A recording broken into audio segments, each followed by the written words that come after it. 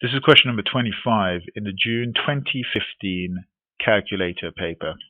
Okay, so reading through this question, the question says solve the equation, and we've got this expression here.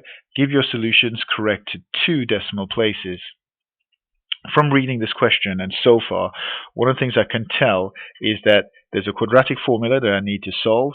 They've said that the answers, there are more than one of them, the solutions are correct to 2 decimal places. So I'm going to get decimal answers.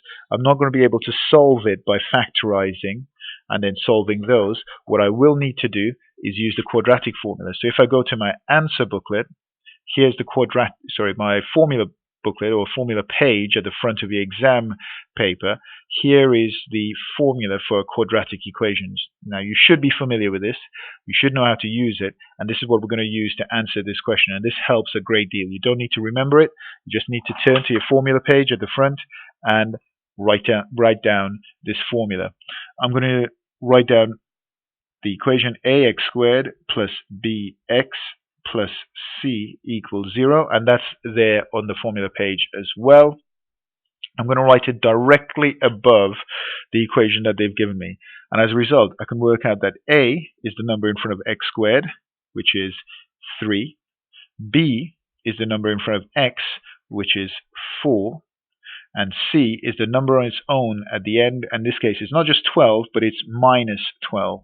So C is minus 12. So be very careful with the signs as you're working through this. I'm going to write down the formula from the formula page. X is equal to minus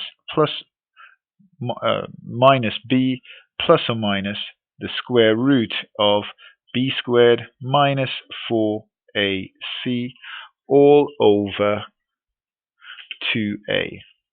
So if I draw my line, all over 2a.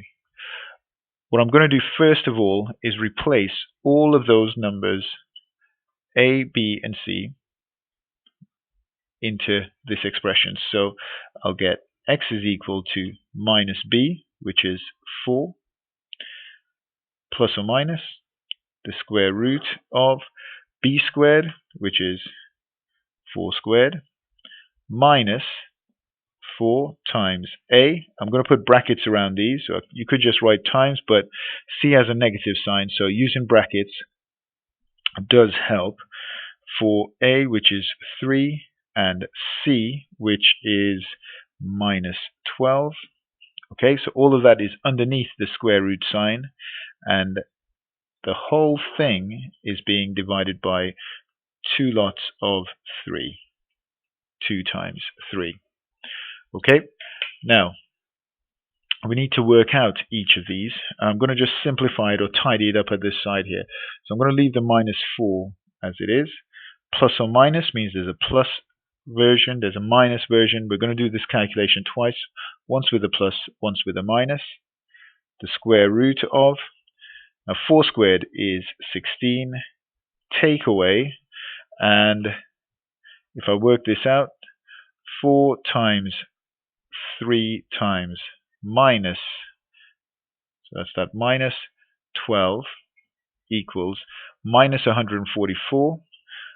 And remember, a minus and a minus make a plus, so that's plus 144. So show great care with this as you're working through this.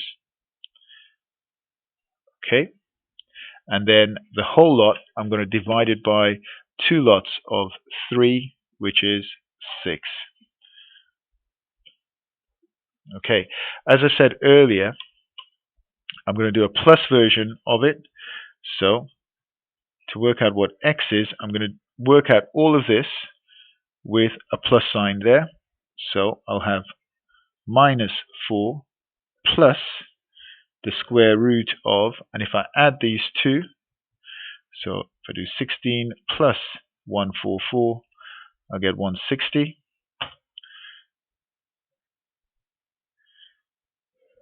All over 6.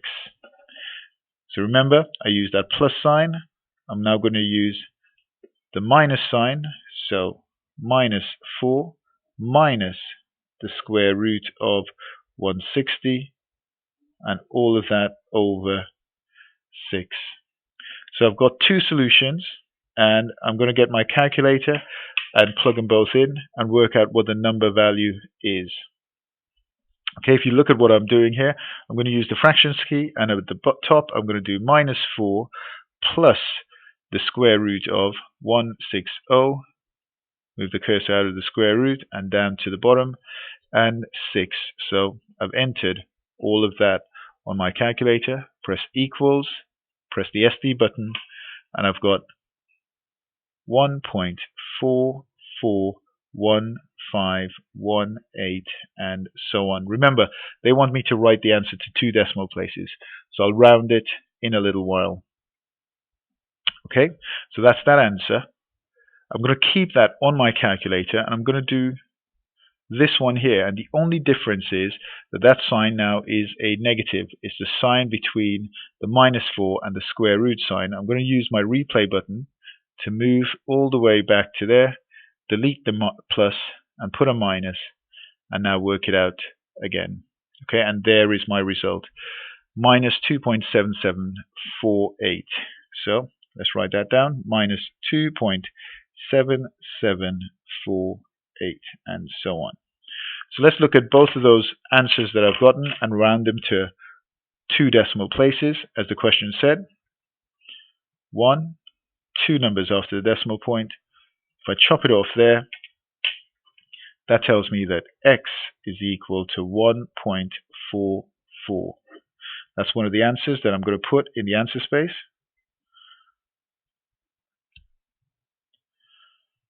I'll put a comma after it, and let's work out the other one, and we'll just write it next door. Count 2 numbers after the decimal point. We're going to chop it off there, and still the next number after it is a 4, which is less than 5, and that means that's going to stay the same as well, -2.77. So there are my answers.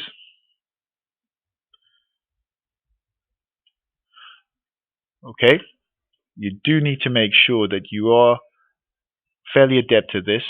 You know how to do it, you do understand it, and you should make sure that you definitely get all the marks in a question of this type.